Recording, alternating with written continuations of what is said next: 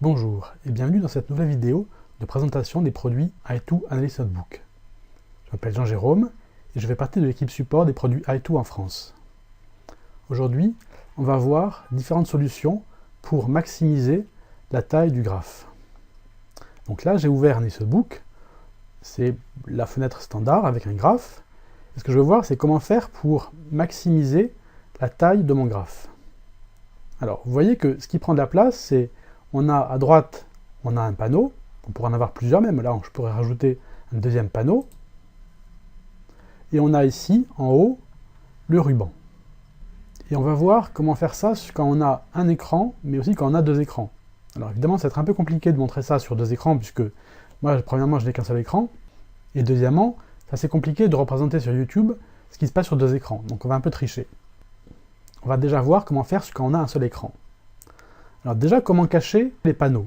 Les panneaux, ce sont ces objets ici qui sont à droite. À droite, mais ça peut être aussi en bas, sur le côté et en haut. Vous voyez que sur chacun des panneaux, vous avez une icône, un petit dessin, une petite punaise. Si je clique sur la punaise, automatiquement, le panneau va être caché et va se mettre ici, sur la droite. Et quand je passe la souris dessus, automatiquement, ce panneau réapparaît. Donc là, j'ai caché le panneau source de données. Maintenant, je vais cacher le panneau inséré à partir de la palette. Je clique sur la petite punaise associée au panneau inséré à partir de la palette, et voilà.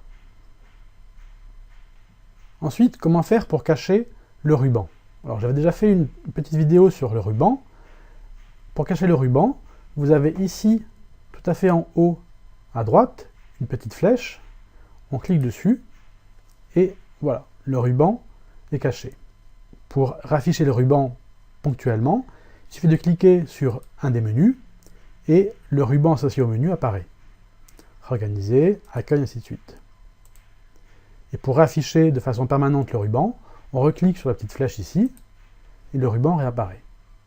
Donc, je recache, et on peut même faire encore mieux. Pour ça, on peut aller dans le menu Afficher, et ici, vous avez plein écran. Et vous voyez que plein écran, la petite fenêtre de texte, indique que pour plein écran, on peut appuyer sur la touche F8. Donc on va essayer. Donc soit je peux cliquer sur plein écran, voilà, et j'ai cette petite fenêtre-là qui s'affiche. Donc je peux le déplacer, et pour revenir à l'écran normal, soit je clique sur Close Full Screen,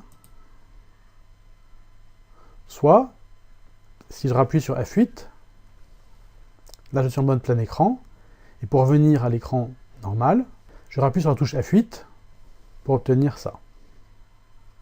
Voilà. Donc maintenant, on va simuler le fait d'avoir deux écrans.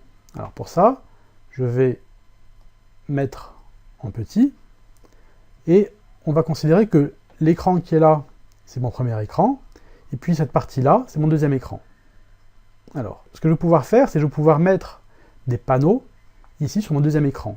Par exemple, mon panneau inséré à partir de la palette, déjà je vais le fixer, ensuite je le prends, je le déplace, et je le mets ici, sur mon deuxième écran. Et par exemple, je peux prendre aussi le panneau d'aperçu, je le mets ici. On va pouvoir prendre aussi par exemple le panneau source de données. Il faut d'abord le punaiser, ensuite une fois qu'il est punaisé, je le prends, et je le rajoute ici, et je peux diminuer la taille. Voilà. Donc on aura un écran principal sur lequel on aura le graphe, qui prendra quasiment toute la surface de l'écran, avec donc la possibilité, en appuyant sur F8, de remplir vraiment tout l'écran. Et sur le deuxième écran, on aura différents panneaux sur lesquels on va pouvoir choisir. Donc là, par exemple, je veux ajouter un atelier, je clique et je me mets là. Et là, si je veux modifier le niveau de zoom et l'emplacement où je suis, voilà. Donc, ces différentes méthodes vous permettent de maximiser l'affichage du graphe, parce que ce qui est important, c'est vraiment le graphe, sur l'écran, que vous en ayez un ou deux.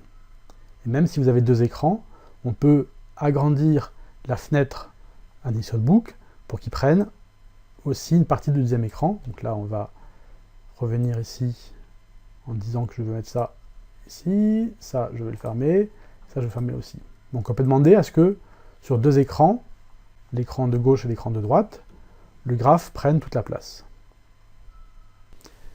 J'espère que cette petite vidéo assez rapide vous aura permis de mieux comprendre comment optimiser et comment maximiser la taille de vos graphes sur vos écrans, un ou deux écrans.